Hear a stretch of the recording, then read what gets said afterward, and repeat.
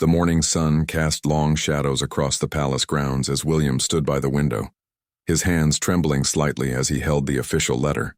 The words on the paper seemed to blur together, but their meaning was crystal clear. Kate would have to leave for an extended humanitarian mission to a war-torn region, and this time the dangers were real. Kate walked into the room, her footsteps soft on the marble floor. She had been expecting this moment for weeks, ever since the emergency meeting with the Humanitarian Council. Her work with children affected by conflict had gained international attention, and now the world needed her expertise in the most dangerous places. "How long?" William asked without turning around, his voice barely above a whisper. 6 months, possibly more, Kate replied, moving closer to him. "The situation there is worse than we thought. The children, they have no one else." William finally turned to face her, and Kate could see the storm of emotions in his eyes. Fear, pride, love, and something that looked like panic all mixed together. They had been through separations before, but nothing like this. This mission would take her to places where communication was limited, where safety was never guaranteed. Kate reached for his hands, feeling how cold they had become. "We knew this day would come," she said gently. "When I started this work, we both knew it would eventually lead here." The palace around them felt different somehow, as if the very walls understood the weight of this moment. William had always supported Kate's humanitarian work, but supporting it and living with its consequences were two very different things. The thought of her in danger thousands of miles away made his chest feel tight. "The children need someone who understands," Kate continued, her voice growing stronger. "Someone who can speak for them when the world isn't listening. You know I have to do this." William nodded slowly, even though every part of him wanted to argue. He had seen the reports, watched the footage of the devastation in the region Kate would be visiting.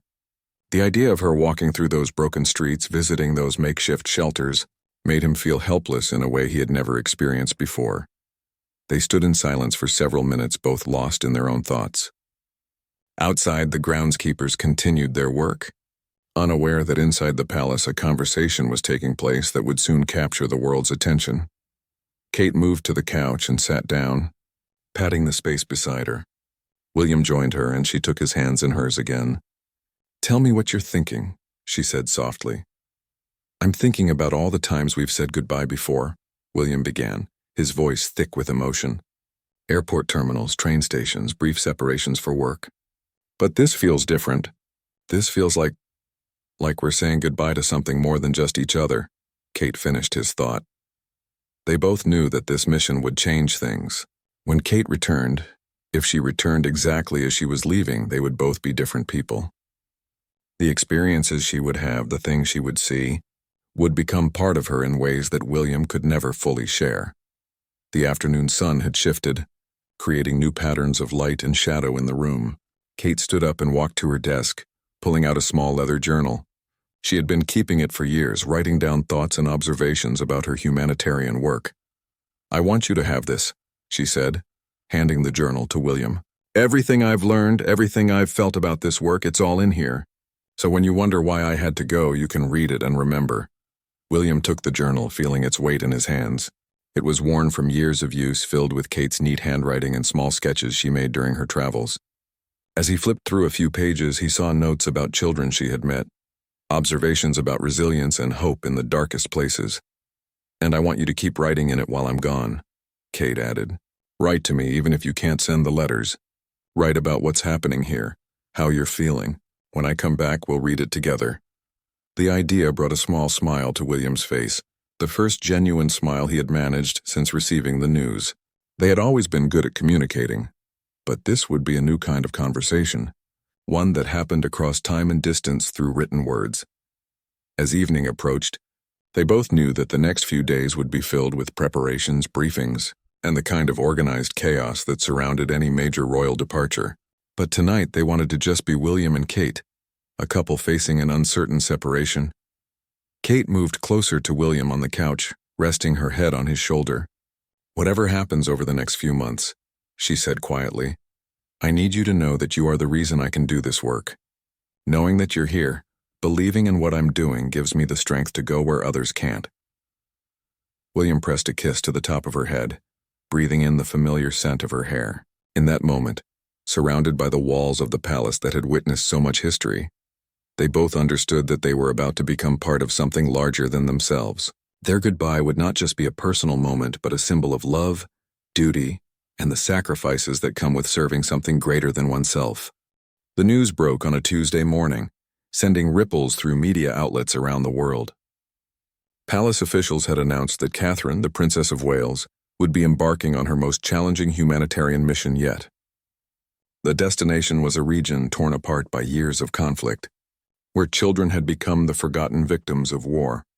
Sarah Mitchell, a seasoned royal correspondent, received the press release at her London office. She had covered the royal family for over a decade, but something about this announcement made her pause. The language was different, more serious, carrying in weight that suggested this was no ordinary royal engagement. "This isn't just a photo opportunity," Sarah muttered to herself as she read through the details. The mission would last at least 6 months, with Kate working directly with displaced children in refugee camps and temporary shelters. There would be limited media access, restricted communication, and real danger. Across the ocean in New York, Maria Santos was preparing for her morning television show when her producer handed her the breaking news. Maria had interviewed Kate twice before, and she remembered the genuine passion in the princess's eyes when she spoke about children's welfare. "Get me everything we have on this region," Maria told her team. If Kate is going there, the situation must be desperate. The story spread quickly through social media, where millions of people began sharing their thoughts. Some praised Kate's bravery and commitment to humanitarian work. Others questioned whether it was appropriate for a member of the royal family to put herself in such danger. Emma Thompson, a single mother from Manchester, read the news while having her morning coffee. She had always admired Kate's down-to-earth approach to royal duties, but this news hit her differently. Emma thought about her own 8-year-old daughter, safe in their suburban home, and tried to imagine the children Kate would be helping. "Mummy, why are you crying?" Emma's daughter asked, noticing her mother's emotional reaction to the news article. "Sometimes grown-ups do very brave things to help other people," Emma explained, struggling to find the right words. "The princess is going to help children who don't have safe homes like we do." Meanwhile, in the palace, William was experiencing his own media storm. His private secretary had warned him that the press attention would be intense, but he wasn't prepared for the sheer volume of requests for interviews, statements, and appearances. "They want to know how you're feeling about Kate's departure," his secretary explained during their morning briefing. "The public is very interested in the personal side of this story." William stared out the window, watching as photographers gathered outside the palace gates. He knew that every expression on his face, every gesture, would be analyzed and interpreted by millions of people. The weight of public expectation felt heavier than usual. Dr. James Harrison, a psychology professor at Oxford University, was watching the news coverage with professional interest. He had studied the psychology of separation and knew that what William and Kate were facing would be challenging even for ordinary couples, let alone ones living under constant public scrutiny. "The interesting thing," Dr. Harrison explained to his research assistant, "is how their private emotions will become public property. Every goodbye, every reunion will be witnessed by the world." Kate, meanwhile, was in the middle of intensive preparation sessions. She met with security experts, medical professionals, and humanitarian workers who had experience in the region. Each briefing brought new information about the challenges she would face. Colonel Rebecca Hayes, a former military officer now working in humanitarian security, didn't mince words during Kate's security briefing. "Your Royal Highness, I need you to understand that this isn't like your previous missions. The infrastructure is completely destroyed, communication is unreliable, and the security situation changes daily." Kate listened intently, asking detailed questions about evacuation procedures, communication protocols, and worst-case scenarios. She was determined to be as prepared as possible, not just for her own safety, but so William wouldn't worry more than necessary. The evening news programs around the world led with the story. Reporters stood outside Buckingham Palace discussing the historical significance of a senior royal undertaking such a dangerous mission. Comparisons were drawn to Princess Diana's landmine campaign, but commentators noted that Kate's mission would be far more extensive and risky. In living rooms across Britain, families gathered around their televisions to watch the coverage. Margaret Willis, an elderly woman from Cornwall, called her granddaughter to discuss the news. "In all my years, I've never seen anything quite like this," Margaret said over the phone. "The young princess is showing remarkable courage, but I can't help thinking about Prince William. That poor man must be beside himself with worry." The international community was also taking notice. Humanitarian organizations that had been struggling to draw attention to the crisis suddenly found their phones ringing with media requests. Kate's involvement had achieved what years of reports and statistics couldn't. It had made the world pay attention. Ambassador Patricia Chen, working with the United Nations, saw an immediate change in the response to their funding appeals. "It's remarkable," she told her colleagues. "One announcement from the palace and suddenly everyone wants to know about this region. This is exactly the kind of spotlight these children need." As the day wore on, public opinion began to crystallize into two main camps. Supporters praised Kate's commitment to using her platform for genuine good, while critics worried about the risks and costs of the mission. But beneath all the debate was a growing sense that something significant was happening. Thomas Reed, a political analyst in Washington, summed up the global reaction during a late-night news program. "What we're seeing here is unprecedented. This isn't just about royal duty or humanitarian work. This is about a couple making a decision that could change their lives forever. And they're doing it in full view of the world."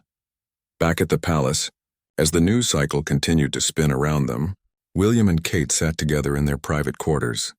The constant media attention had turned their personal decision into a global story, but in that quiet moment, they were just two people facing an uncertain future together. The preparation week passed in a blur of meetings, training sessions, and quiet moments stolen between official duties.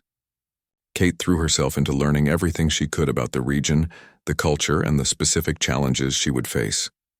William watched her transform from his wife into someone preparing for the most important mission of her life.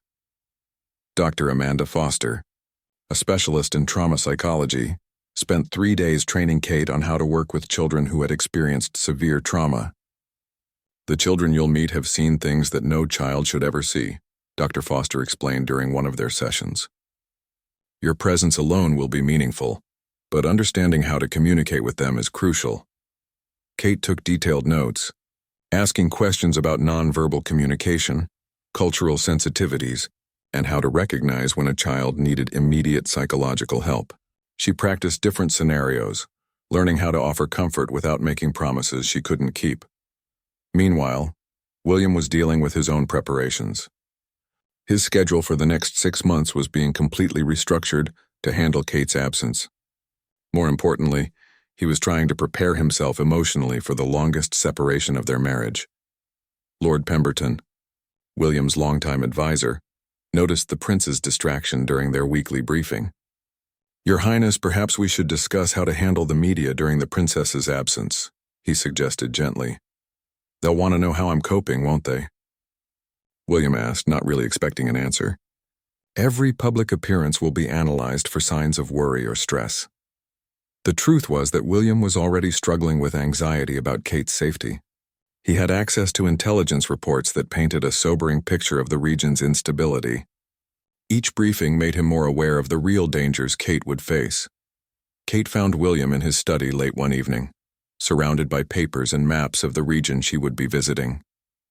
She could see the tension in his shoulders, the way he rubbed his temples when he thought no one was watching. "You're researching the area," she observed, sitting down beside him. "I need to understand what you'll be facing," William replied, not looking up from the reports. "If something happens, if you need help, I want to know exactly where you are and what the options might be." Kate gently closed the folder he was reading. "Will, this is exactly why I didn't want you to see these reports. You're going to worry yourself sick and there's nothing you can do from here." "That's the problem," William said, finally meeting her eyes. "There's nothing I can do. For the first time in our marriage, I can't protect you. I can't even be there to support you." The weight of that realization hung between them. Throughout their relationship, they had always been a team, facing challenges together. This mission would test not just Kate's resilience, but their ability to maintain their connection across distance and danger. Kate's training continued with sessions on basic medical care, emergency procedures, and cultural protocol. She learned phrases in the local language, practiced wearing protective gear, and studied maps until she could navigate the region blindfolded. Captain Susan Wright, her security coordinator, was impressed by Kate's dedication to preparation. "I've worked with many high-profile individuals," she told her team, "but I've never seen anyone take training this seriously." She understands that her life might depend on what she learns here.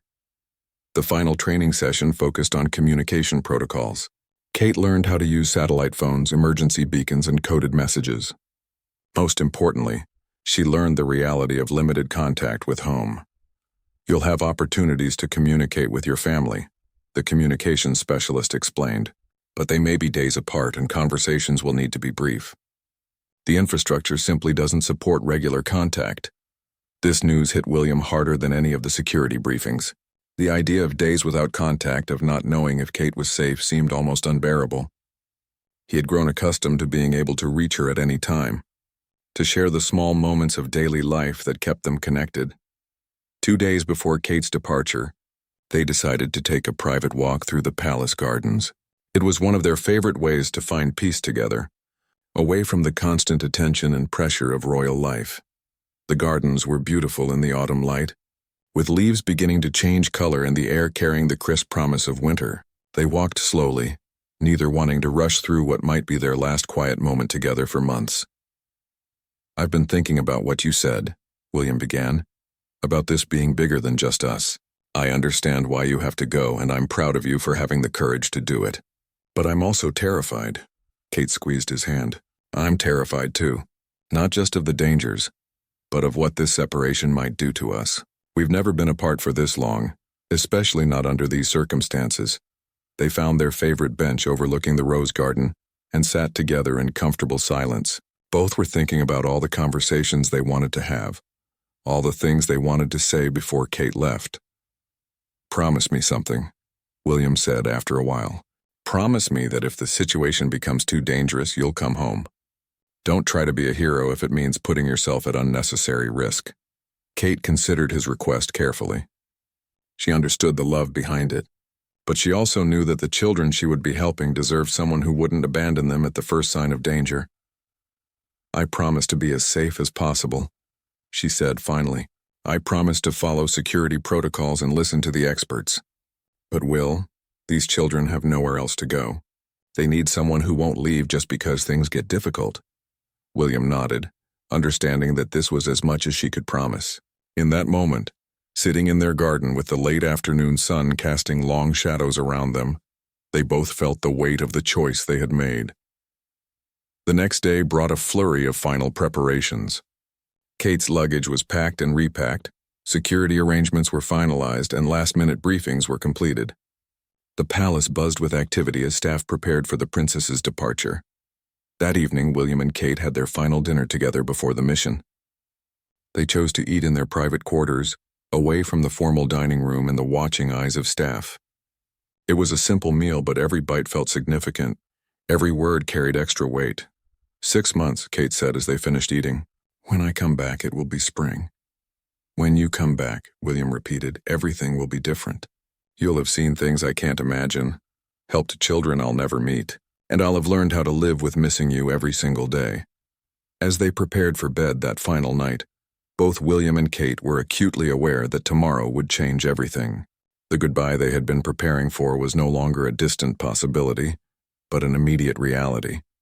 Tomorrow the world would be watching as they said farewell, and their private moment of separation would become a public symbol of love, duty, and sacrifice. The morning of departure arrived gray and drizzling, as if the weather itself understood the solemnity of the day. Kate woke before dawn, unable to sleep, and found William already awake beside her, staring at the ceiling. Neither spoke for several minutes, both lost in the weight of what lay ahead. "I dreamed about the children," Kate said softly, breaking the silence. "I could see their faces, but I couldn't reach them. Do you think that means something?" William turned to face her, studying the determination mixed with vulnerability in her eyes. "I think it means you're exactly the right person for this mission. You're already connected to them even before you've met them." They moved through their morning routine with unusual care, as if each small action was worth memorizing. Kate chose her clothes carefully, selecting practical items that would serve her well in the field. while William watched from across the room, storing up memories of these ordinary moments. The palace staff had been briefed to give them privacy during these final hours, but the weight of preparation still pressed around them. Kate's security team was making final checks. Her luggage was being loaded, and somewhere in the building, media representatives were gathering for the official departure ceremony. At breakfast, they sat closer together than usual, their knees touching under the table. Kate barely touched her food, her stomach tight with anticipation and nerves. William kept reaching for her hand, as if he could anchor her to this moment, to this place, to him. "Your Royal Highnesses," Kate's private secretary appeared in the doorway, her voice gentle but urgent. "We need to begin the final preparations. The departure is scheduled for 11 o'clock. Kate nodded, taking a deep breath. The transition from private wife to public figure had to begin now. She excused herself to make final preparations, leaving William alone with his coffee and his thoughts. In their bedroom, Kate's lady-in-waiting helped her with final details of her appearance. Every element had been carefully chosen to project confidence and competence while remaining respectful of the culture she was entering. As she looked at herself in the mirror, Kate saw someone who looked ready for the challenge ahead, even if she didn't feel entirely ready inside. William appeared in the doorway, fully dressed in his formal attire for the departure ceremony. They looked at each other across the room, both understanding that their private time together was now officially over. From this moment until Kate boarded her plane, they would be performing their roles for the watching world. "You look perfect," William said, and Kate could hear the pride in his voice alongside the sadness. "So do you," she replied, walking over to adjust his tie in a gesture so familiar it felt like a prayer. The walk to the palace's main entrance felt longer than usual. Their footsteps echoed in the corridors, accompanied by the discreet movements of security personnel and staff. Kate could feel the energy building as they approached the public areas of the palace where reporters and cameras waited. Outside, a small crowd had gathered despite the early hour and the drizzling rain. Word of Kate's departure had spread, and people wanted to witness this historic moment. Some held signs of support, others simply stood in quiet respect, understanding that they were about to see something significant. The official car waited in the courtyard, its engine running quietly. Kate's security team stood nearby, their faces professionally neutral but their alertness obvious. This was the moment when Kate would transition from the safety of palace life to the unknown dangers of her mission. William and Kate paused at the palace steps, knowing that their goodbye would have to happen here, in front of the cameras and the watching world. There was no private moment available, no chance for the intimate farewell they both craved. "Remember what we talked about," William said quietly, his voice just loud enough for Kate to hear. "Write in the journal. Let me know you're safe whenever you can." "Take care of yourself too," Kate replied, her hand finding his. "Don't spend every moment worrying about me. Live your life, do your work. I need to know that you're okay too." The head of Kate's security team approached discreetly, indicating that it was time to go. The schedule had to be maintained. The plane was waiting, and every minute of delay meant complications down the line. William and Kate turned to face each other fully, knowing that this was the moment. The cameras were rolling, the photographers were ready, but for a few seconds they forgot about everyone else. This was their goodbye, regardless of who was watching. Kate reached up to touch William's face, her fingers tracing the line of his jaw in a gesture so tender that even the hardened photographers found themselves moved. William covered her hand with his, holding it against his cheek for a moment before bringing it to his lips to press a gentle kiss against her palm. "I love you," Kate said, her voice steady despite the tears gathering in her eyes. "I love you too," William replied, his own voice thick with emotion. "Come back to me." "I will," Kate promised, and in that moment, both of them believed it completely. They embraced then, a hug that lasted longer than protocol typically allowed, but shorter than their hearts demanded. Kate could feel William's reluctance to let her go in the way his arms tightened around her, and she had to force herself to step back. The security team was waiting. The car door was open, and the moment for leaving had arrived. Kate walked down the palace steps with her head held high, every inch the confident humanitarian ready for her mission. But her hand lingered in William's until the very last second, and when their fingers finally separated, the loss was visible on both their faces. Kate paused at the car door and turned back for one final look. William stood at the top of the palace steps, his hands clasped behind his back in a posture that managed to look both formal and vulnerable. Their eyes met across the distance, and Kate raised her hand in a small wave that seemed to carry all the words they hadn't had time to say. Then she was in the car, and the door was closing, and William was watching as the vehicle pulled away from the palace. He remained on the steps until the car disappeared from view, ignoring the photographers and the questions being called out by reporters. The goodbye that would be remembered by history had lasted less than 5 minutes, but in those minutes the world had witnessed something real and raw and beautiful. The image of their final embrace, the tenderness of their last words. The obvious love and pain in their separation would be replayed on news programs around the globe.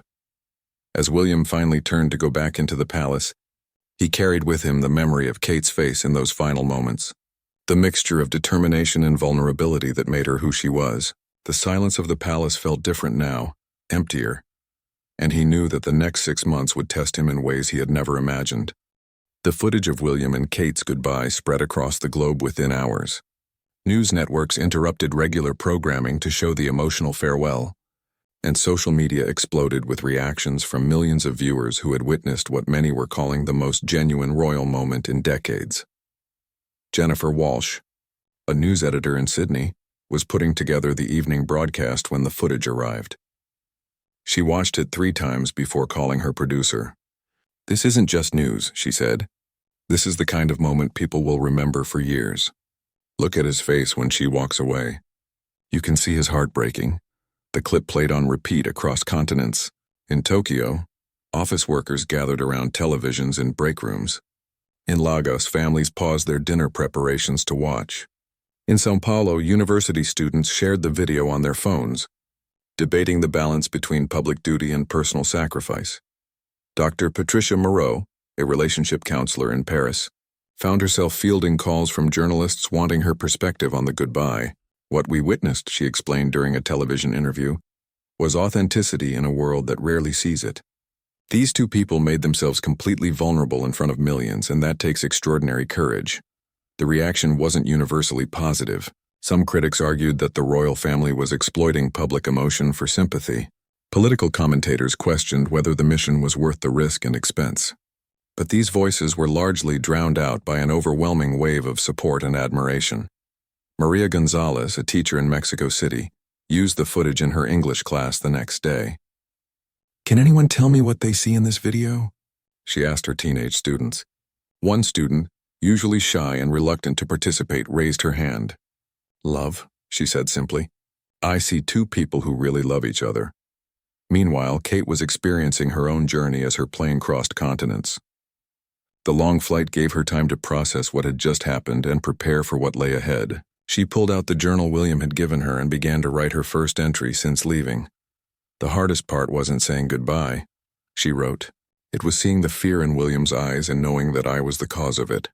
But I also saw his pride, his understanding of why this matters. That's what I'll hold on to in the difficult moments ahead." The plane made a fuel stop in a neutral country, and Kate's security team used the opportunity to brief her on updated conditions in their destination. The situation had deteriorated slightly since her departure, with new reports of violence in neighboring areas. Kate listened to the briefing with growing concern, not for her own safety, but for the children she was traveling to help. Back in London, William was discovering what it meant to be alone in the palace for the first time in years. The building felt impossibly large and quiet without Kate's presence. He found himself walking past rooms they had shared, remembering conversations and moments that now seemed precious beyond measure. His private secretary found him in the library at midnight, still fully dressed from the departure ceremony. "Your Highness, perhaps you should try to get some rest," she suggested gently. "I keep thinking about the last thing she said," William replied, not looking up from the book he wasn't really reading. "She promised to come back. Do you think she really believes that? Or was she just trying to comfort me?" The question hung in the air, unanswerable and heartbreaking. The global media continued to dissect every frame of the goodbye footage. Body language experts analyzed their posture and expressions. Lip readers attempted to decipher their final words. Fashion commentators discussed Kate's choice of clothing and what it communicated about her mission. But perhaps the most meaningful response came from an unexpected source. Dr. Ahmad Hassan, a refugee who had fled the very region Kate was traveling to, wrote an open letter that was published in newspapers around the world. "I have seen the footage of your princess saying goodbye to her husband," he wrote. "I remember my own goodbye to my wife when I had to flee our home. The look in her husband's eyes is the same look I see in the mirror every day. The look of someone who doesn't know if he will see his loved one again. Your princess is coming to help children like mine, children who have no one to say goodbye to. For this she has my gratitude and my prayers."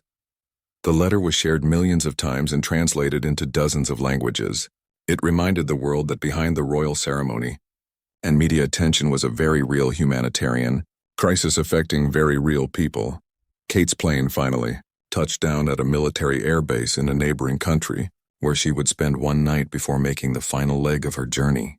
The base commander, Colonel Sarah Reynolds, had met many high-profile visitors over the years, but she was struck by Kate's focused professionalism. "Most VIPs want to know about security arrangements and comfort levels," Colonel Reynolds later told her staff. "The princess wanted to know about the children, about what supplies were most needed, about how she could be most effective from the moment she arrived." That night, in a simple room on the military base, Kate called William using a secure satellite phone. The connection was scratchy and there was a several-second delay, but hearing his voice made the distance feel smaller.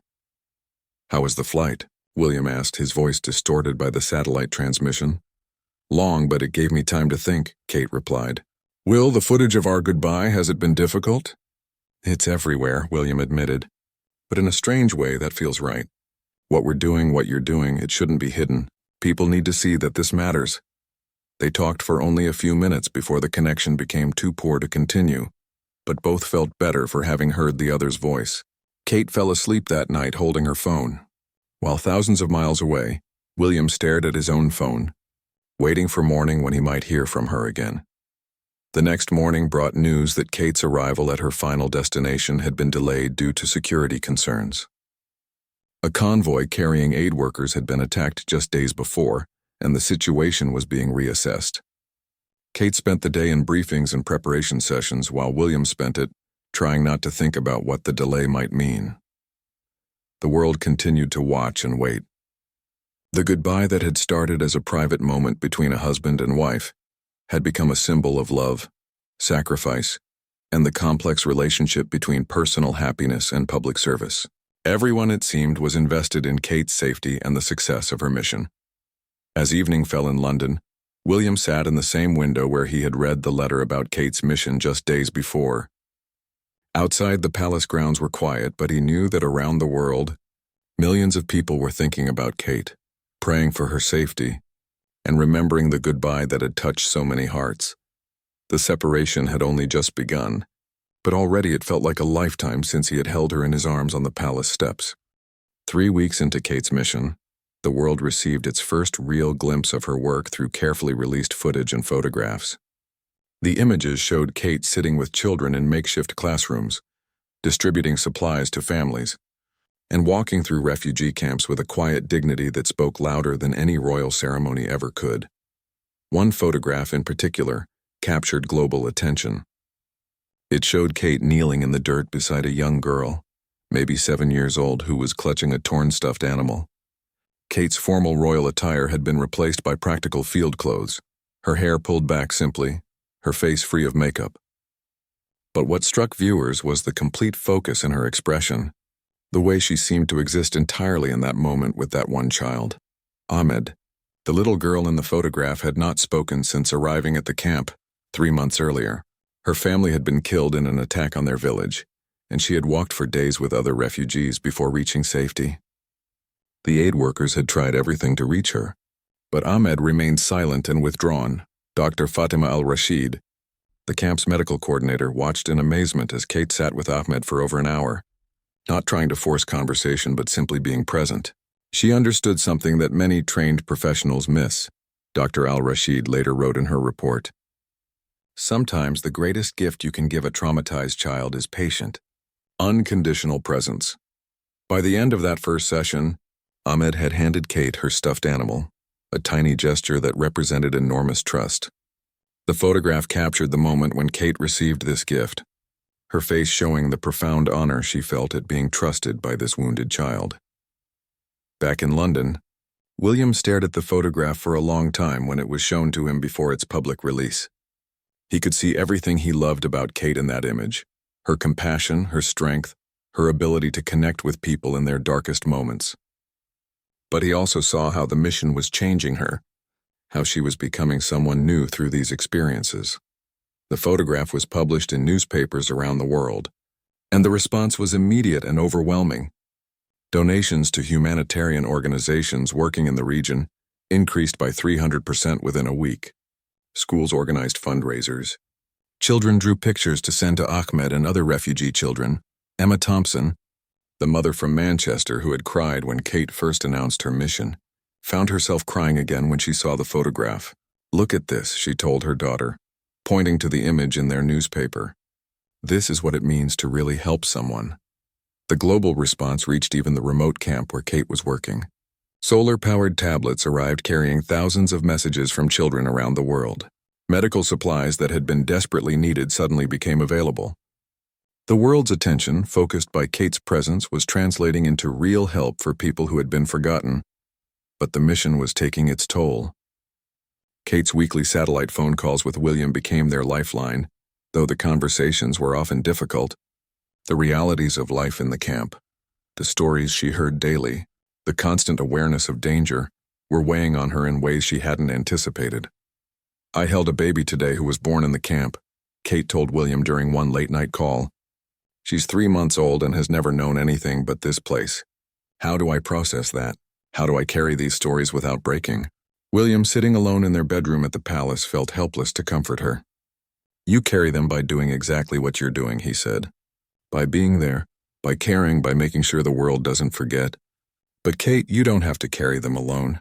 Share them with me."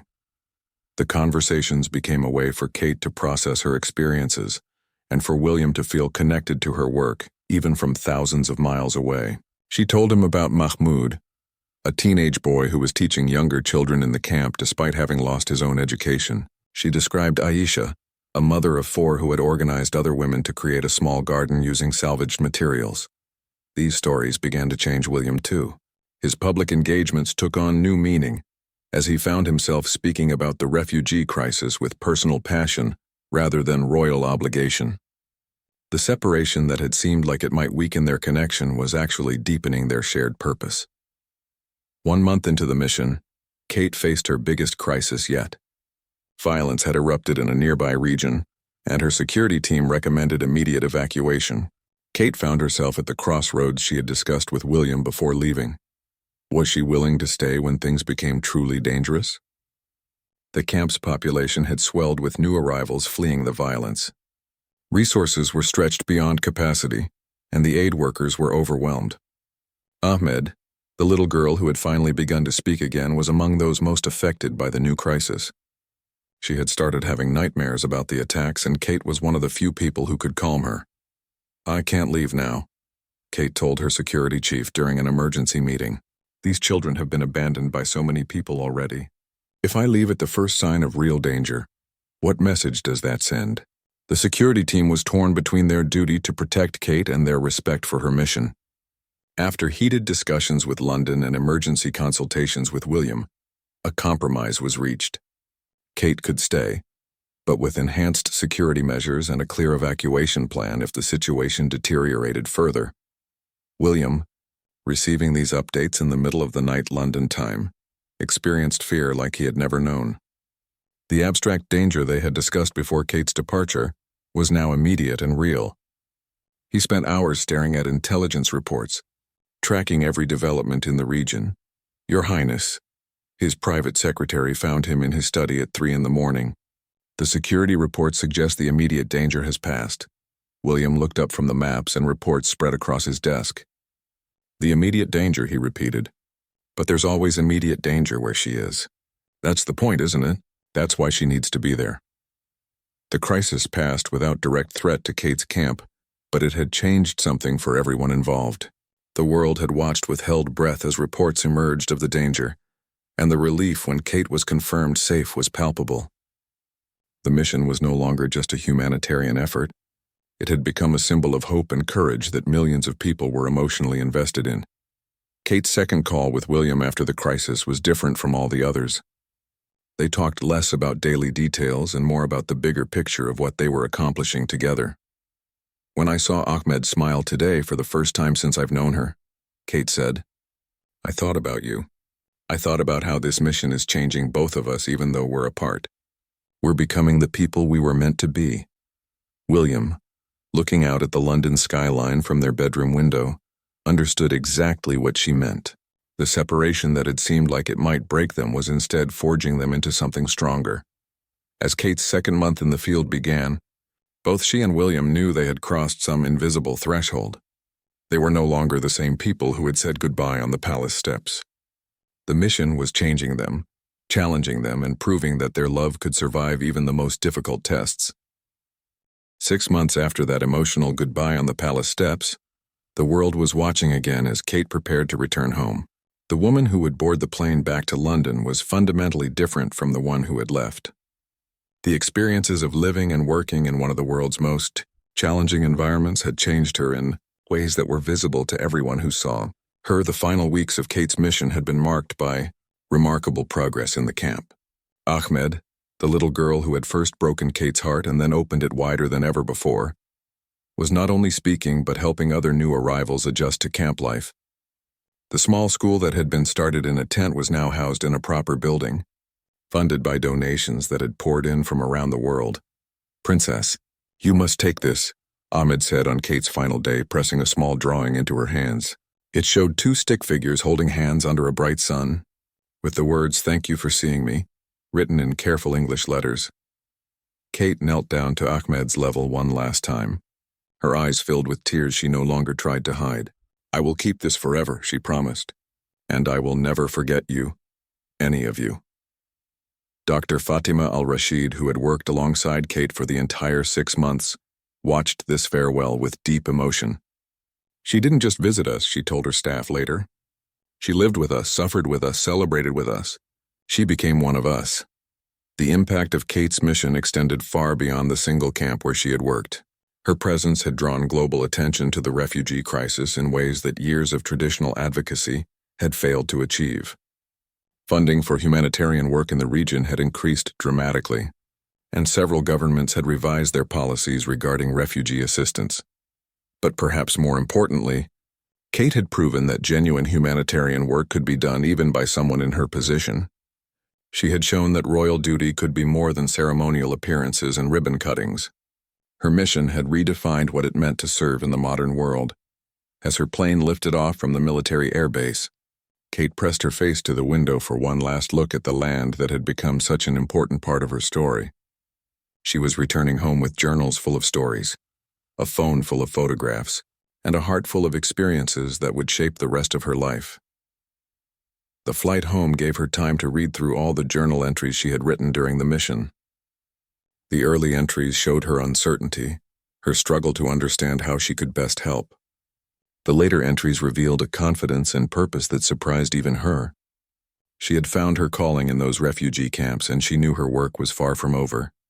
Meanwhile, in London, William was experiencing his own transformation as he prepared for Kate's return. The 6 months of separation had been the most difficult period of his life, but they had also been profoundly meaningful. He had learned to carry on without her, to find strength in their shared purpose even when they were apart. The palace staff had noticed changes in William during Kate's absence. He spoke with new passion about humanitarian issues, threw himself into related charitable work, and seemed to carry himself with a deeper sense of purpose. The separation had not weakened him. It had revealed reserves of strength he hadn't known he possessed. "Your Highness," his private secretary said as they reviewed his schedule for the day of Kate's return, "the media interest in the reunion will be intense. How would you like to handle the public aspects?" William considered this carefully. The goodbye had been public by necessity, and he understood that the reunion would be equally scrutinized. But he also knew that what mattered most was the private moment when he and Kate would see each other again. "We'll do what's expected," he decided, "but I want some time with her before any official appearances. The woman coming home is not the same person who left, and I need to meet her again." The final approach to London was emotional for Kate in ways she hadn't expected. Seeing the familiar skyline, the green countryside, the orderly streets so different from the camps and refugee settlements she had called home for 6 months, felt almost surreal. She was returning to privilege and comfort, but she was also returning with a mission to ensure that the world didn't forget the people she was leaving behind. William waited at the private airport where Kate's plane would land, his hands clasped behind his back in the same posture he had held when watching her leave. But everything else about him was different. He looked older, more serious, but also somehow more complete than he had 6 months ago. When Kate appeared at the top of the aircraft stairs, William felt his breath catch. She looked thinner, her face touched by sun and wind, her hair simpler than it had ever been in public, but her eyes held a light that was new, a confidence and purpose that transformed her completely. Their eyes met across the tarmac, and both felt the strange sensation of recognizing someone completely familiar, who was also somehow new. The months of separation, the shared experiences processed through late-night phone calls, the individual growth they had each undergone, had changed them both. Kate walked down the stairs slowly, savoring this moment of return. William waited at the bottom, and when she reached him, they simply stood looking at each other for a long moment. There were photographers present, but somehow the cameras felt less intrusive this time. "Hello," Kate said softly, and her voice carried all the experiences of the past 6 months. "Welcome home," William replied, and his words carried all the longing and growth of his own journey. Their embrace was different from their goodbye. Where the farewell had been full of fear and uncertainty, this reunion was filled with joy and recognition. They held each other tightly, but there was also a sense of two complete individuals choosing to come together, rather than two halves desperately trying to reconnect. "You look beautiful," William whispered against her hair, "but also completely different." "You look different too," Kate replied, pulling back to study his face. "Stronger, like you've learned something important while I was gone." Their reunion was broadcast around the world, but the global audience seemed to understand instinctively that this was a private moment being shared with them rather than a performance for their benefit. The images of their embrace, their obvious joy at being reunited, their visible growth as individuals provided a perfect conclusion to a story that had captivated millions. That evening, in the privacy of their quarters at the palace, William and Kate sat together reading through Kate's mission journals. She shared stories that hadn't made it into the official reports, described moments of despair and breakthrough that had shaped her experience. "Listen to this," Kate said, reading from an entry she had written during the security crisis. "I realized today that courage isn't the absence of fear. It's the decision to stay present with people who need you, even when you're afraid. Will understands this, even from thousands of miles away." William looked up from the journal he was reading. "And listen to this," he said, reading from his own entries written during her absence. "I used to think that love meant protecting Kate from danger. Now I understand that love means supporting her as she chooses to face danger for something greater than both of us." They spent hours sharing their experiences, comparing their individual journeys and marveling at how their separation had somehow brought them closer together. The mission had tested their marriage in the most extreme way possible, and they had not only survived but grown stronger. As they prepared for bed that first night of Kate's return, both understood that their story was far from over. Kate's mission had been just the beginning. The work she had started, the awareness she had raised, the lives she had touched would continue to ripple outward. "The children asked me to promise something before I left," Kate told William as they turned off the lights. "What did you promise them?" "That their stories wouldn't end when I came home. That the world would keep paying attention, keep caring, keep helping." William reached for her hand in the darkness. "Then that's what we'll do. Together." The goodbye that had stopped the world 6 months earlier had become a reunion that promised a new beginning. William and Kate had discovered that love could survive any separation. That duty could deepen rather than diminish personal happiness, and that sometimes the most difficult choices lead to the most meaningful lives. Outside their window, London slept peacefully, unaware that in the palace, two people who had captured the world's attention were quietly planning how to change it.